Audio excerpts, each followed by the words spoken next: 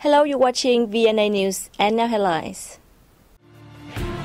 Prime Minister Nguyen pays official visit to Thailand. Ho Chi Minh City steps up export promotion efforts. Dallas City to focus on quality tourism, agriculture.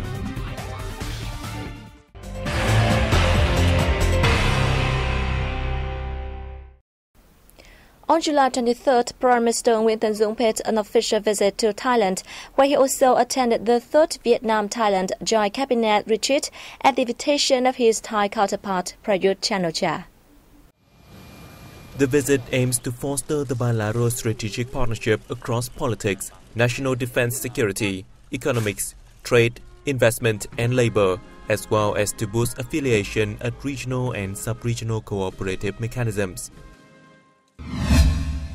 Following the welcome ceremony, Prime Minister Dũng and his Thai counterpart Prayut Chan-o-cha held talks and co-chaired the 3rd Vietnam-Thailand Joint Cabinet Retreat. Prime Minister Dũng affirmed that Vietnam has continuously attached importance to maintaining and boosting its traditional friendship and comprehensive cooperation with Thailand in the spirit of bilateral strategic partnership. On his part, Prayut expressed high hopes to tighten mutual cooperation in a comprehensive, efficient and practical manner. Both sides agreed to enhance delegation exchanges at all levels and implement the plan of action to promote the Vietnam-Thailand strategic partnership by 2018.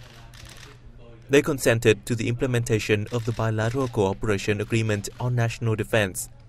The pair agreed to increase two-way trade revenue to $20 billion in 2020. Prime Minister Nguyen called upon Thailand to increase its investments in Vietnam, especially in the fields of maritime tourism, garments and textiles, footwear, agricultural production and processing, among others. At the end of the meeting, they witnessed the signing of a joint statement of the 3rd Vietnam-Thailand Joint Cabinet Retreat and several memoranda of understanding on legal employment and cooperation between the two countries' localities.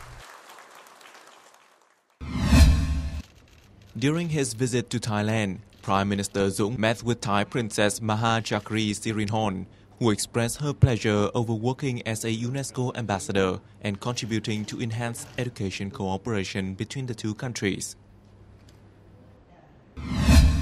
The Vietnamese leader also held a meeting with the President of Thailand's National Legislative Assembly, Phonphet Vichitchochai. The Thai legislator congratulated Vietnam on successfully organizing the 132nd Inter-Parliamentary Union Assembly earlier this year. Prime Minister Dũng briefed his host on the outcomes of his talks with his Thai counterpart Prayut, as well as the 3rd Vietnam-Thailand Joint Cabinet Retreat.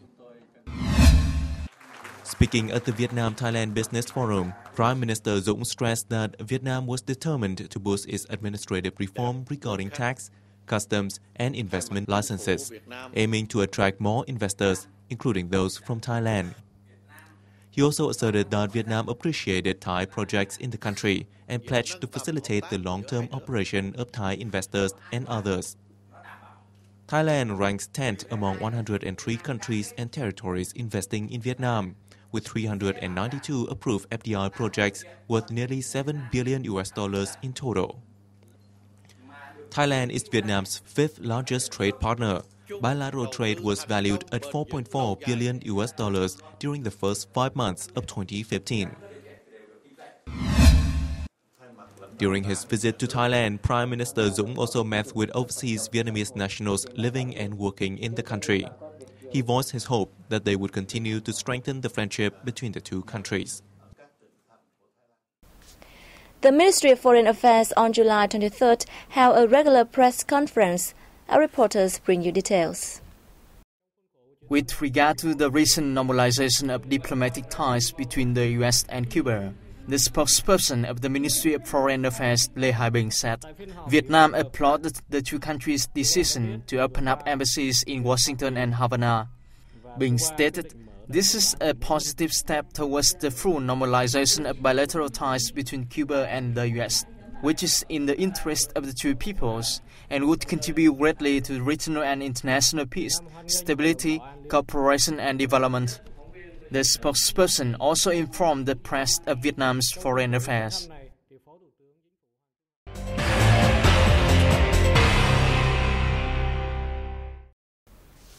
The government inspectorate reported the sector uncovered 29 corruption cases involving 58 individuals during the first half of this year. The agency said on July the 23rd that more than 2,840 administrative and nearly 116,900 specialized inspections were conducted nationwide during the January and June period. The inspections revealed violations of economic laws and regulations involving the use of around $520 million and 655.7 hectares of land were discovered. The sector proposed reclaiming some $350 million. However, the agency pointed some existing shortcomings, saying that inspection works fell short of plans at some ministries, branches and localities, and inspection overlap remained during the period. In the last 6 months, the sector will enhance unscheduled inspections, focusing on areas of public concern. As well as two contentions in the East Sea were discussed at a 2-day workshop in Tokyo, Japan. The July 22nd to 23rd workshop was held by the Center for International Policy Studies at Japan's Meiji University. Former senior officers and professors from Japan, the US, Taiwan and Vietnam delivered speeches analyzing the new developments in the East Sea, as well as the policies of countries and territories involved in the disputes. The workshop heard that China's acceleration of actions that change the status quo with force will cause serious instability in the region. At the event, Deputy Director of the Hanoi University of Social Sciences and Humanities, Phạm Quang Minh, analyzed risks threatening peace and stability in the East Sea. He emphasized that China's construction on artificial islands in the sea violates the Declaration on the Conduct of Parties in the East Sea. The Vietnam Buddhist Sangha held a memorial service in Ho Chi Minh City on July 22nd for soldiers and civilians who sacrificed their lives safeguarding the nation's sovereignty at sea. Among the honored were 64 soldiers who fell in the 1988 Battle of Gạc Ma Island in Trường Sa, known as Spratly Archipelago. After the ceremony, a painting named Gạc Ma Immortal Cycle by Ho Chi Minh City painter Bùi Lê Tráng was auctioned and sold for $58,700. The money from the auction and other donations will be used to support the families of soldiers who have fought to protect the nation's sovereignty at sea. The buyer, the Hòa Bình Corporation, later donated the painting to the Vietnam National Museum of History.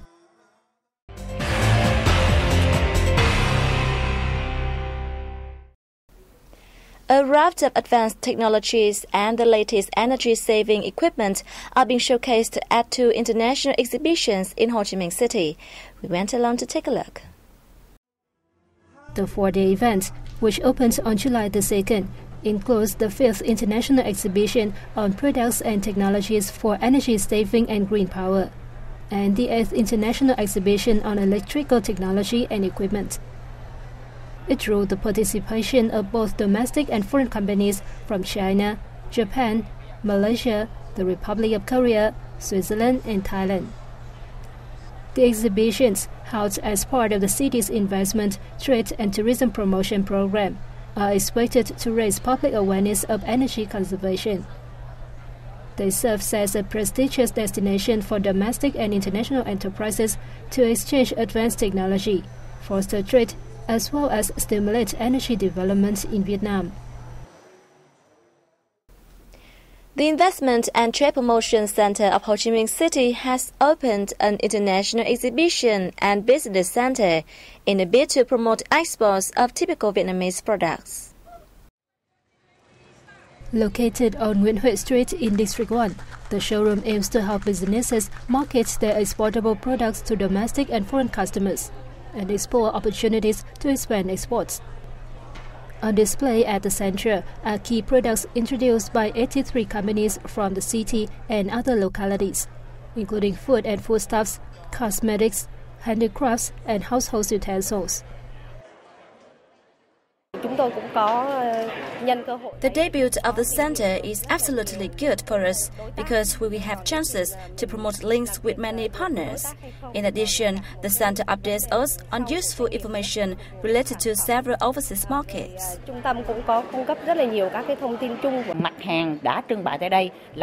The showroom generates a good chance for enterprises, especially small and medium-sized ones, to introduce their quality products to importers, thus helping increase their market share.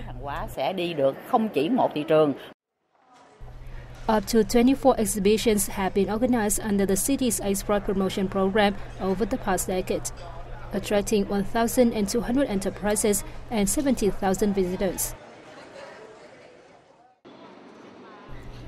Over the past years, Ho Chi Minh City, which is the largest economic hub in the south, has led other nationwide localities in export turnover. The city's export, including crude oil, topped $11.28 billion in the first half of the year, a year-on-year surge of 8.14%. The city has paid more attention to increasing export promotion in the home market, enabling importers to directly observe production lines and products of local enterprises. The Hoa Matcha company in the Central Highlands province of Lâm Đồng has exported hundreds of thousands of ONCIDIUM orchid branches to Japan. According to the company, some 200,000 ONCIDIUM orchid pots are being regularly harvested for export. The company has already shipped 600,000 ONCIDIUM orchid branches to Japan, bringing home around $286,000 since the beginning of this year. Currently, the company and affiliated units have a total 27.4 hectares of land for planting ONCIDIUM orchid, with about 2.7 million pots.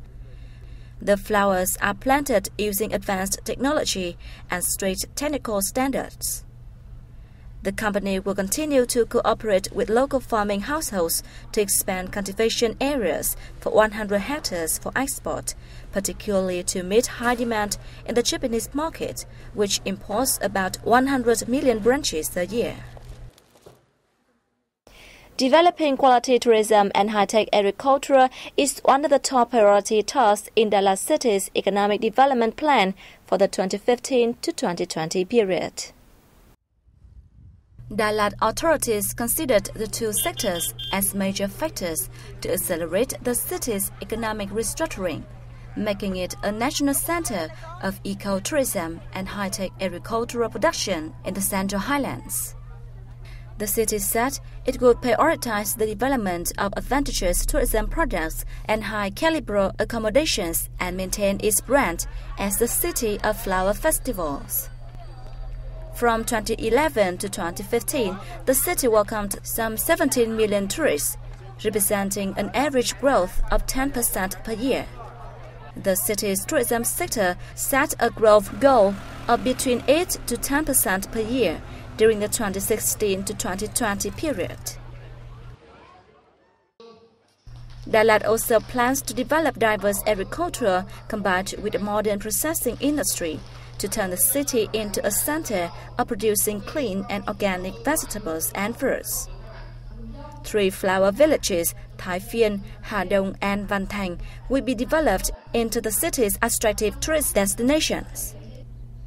The city's total land area for agriculture is currently 10,500 hectares, 4,720 of which are dedicated to high-tech farming. By 2020, it expects to increase agricultural production value to $200 million, equal to $13,740 per hectare. And that has wrapped up our news bulletin. Thanks for joining us, and goodbye for now.